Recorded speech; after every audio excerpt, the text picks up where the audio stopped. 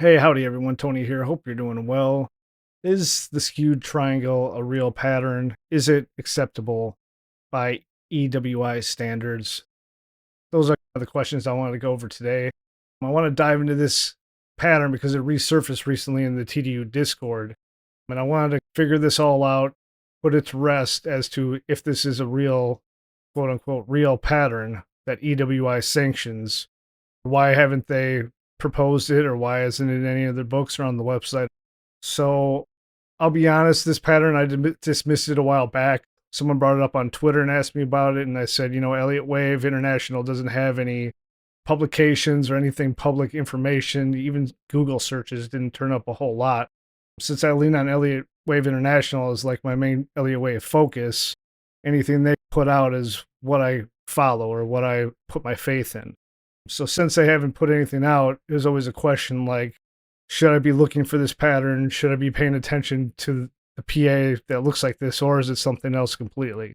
So these are the questions that went through my head when a member in the Discord posted it and said that it was recognized by Robert Prechter. I didn't want to argue, back up EWI and say it's not a real pattern, all that stuff. I want to keep an open mind and dig into the whole story behind it. So what I did that day is I wrote an email to EWI and I asked them their place on this whole skewed triangle situation. Hopefully I could get some clarification on it and like a hardcore statement saying, it is or it isn't a pattern that we should be looking for in Elliott Wave.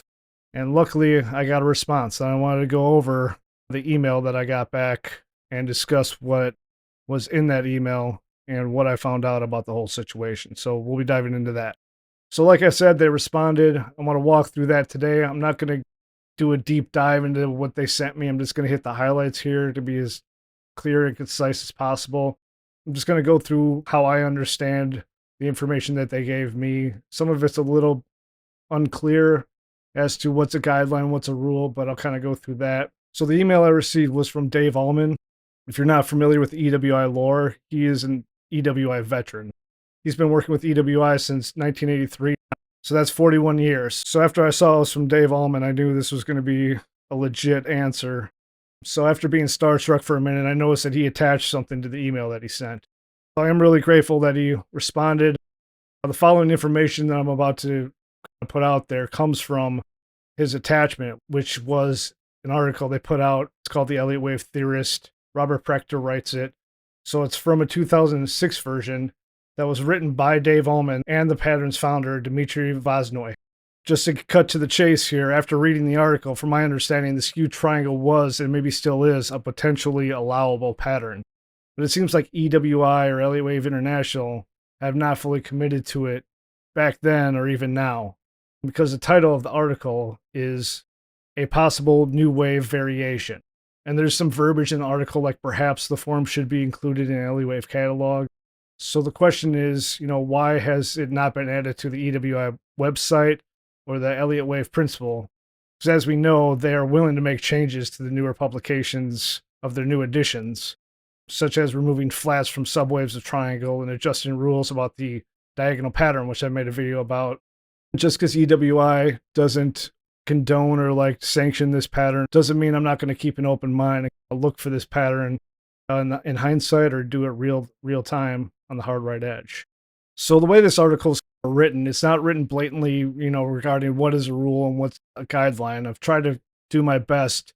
I'm going to start with the guidelines or the notes that they put on this pattern, and then I'm going to go to what I think the rules are. I am pulling this information strictly from the article written by the pattern's founder and Dave Alman, but it's from 2006, and a lot of things have changed since then. So if you have any reputable sources noting any updates from what I'm going to put out there, please let me know in the comment.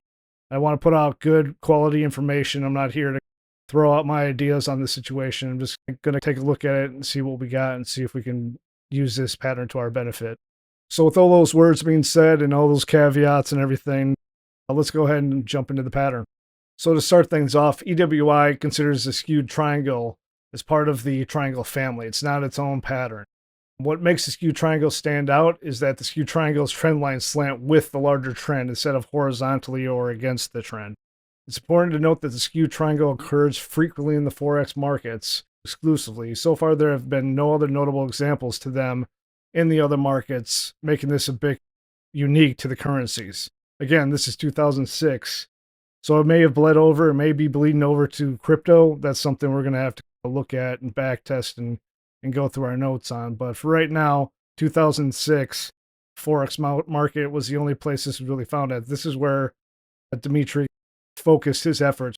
At its core, a skewed triangle is a combination of overlapping wave corrections. It typically includes zigzag family, flats, and other triangles. Now, this is 2006. I can't remember when they took flats out of being allowable in triangles. So again, this may be another thing where flats are getting wiped from this, and it's just going to be zigzag families and potential triangles. That's one thing I'm not 100 on, to be honest, is the subwave situation. They're not super clear on, they put it all together like any wave can be anything, is what I'm picking up from this. So again, flats might be out of the picture, but this is the verbiage from the article. What's been found, simple or double zigzag tend to be the most common structure within the pattern. So just like the triangles we're used to today. There isn't much guidance on specific rules, like I said, for the variation or placement of specific allowable patterns within the subwave. So despite it being a little bit of a different looking triangle, it's still going to be labeled the same A, B, C, D, E. And they have both contracting and expanding variations of the skewed triangle. In terms of where you find these skewed triangles, the most common position for this triangle is within the wave 4 at about 75% of the time. The next most common occurrence is in the B waves. In a few rare instances, they found it showing up as a wave X in a double zigzag. Once the skewed triangle completes, it's typical to see the price thrust after completion and cover at least the distance equal to the triangle's height, although it can also reach 62% or 618 or 78 or 78.6% projections in some cases. And finally, when the skewed triangle forms as a wave B of a zigzag or a wave X of a double zigzag, following price movement usually reaches at least 61.8 or 62% of the triangle's height. So again, it's going to be profitable if you can nail these things on the hard right edge and get in at the right time. All right, so that concludes the guidelines from my understanding. Now we're going to move on to what I'm believing they're considering the rules. They didn't really say anything about the trend lines in here, but I guess that would make sense as well for contracting and expanding triangles. But again, some of the pictures are a little bit questionable as to if the trend lines have to be converging or diverging, like one looks like it's in a channel. So again, a lot of the article doesn't define these things like they must do this, they must do this. This next section is noted like along with these other guidelines, these are key characteristics of it. So first off, a skewed triangle affects a net retracement. Next, we have some rules for the individual wave patterns. So wave B should be less than or equal to 2 times the length of wave A.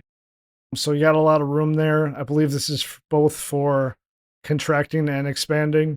This ensures that B wave doesn't extend too far. And then if it starts getting beyond that 2 times length, time to start looking for new options, just like the wave B of a flat. If that goes beyond 2 times the wave A, time to start considering other things.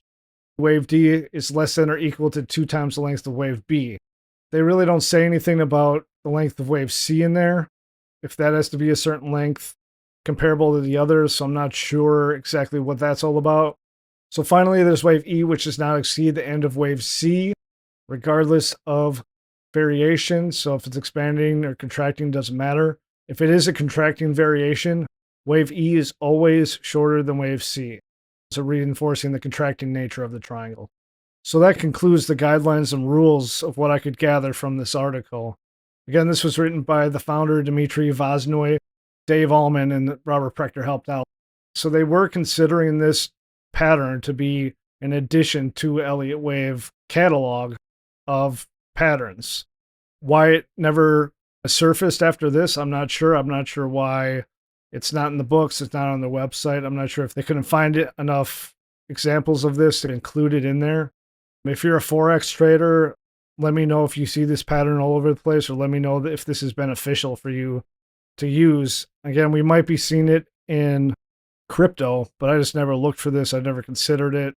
I'm sure I thought it was just junk PA or something else, or I could count it a different way to get myself out of the jam of not understanding what was going on exactly.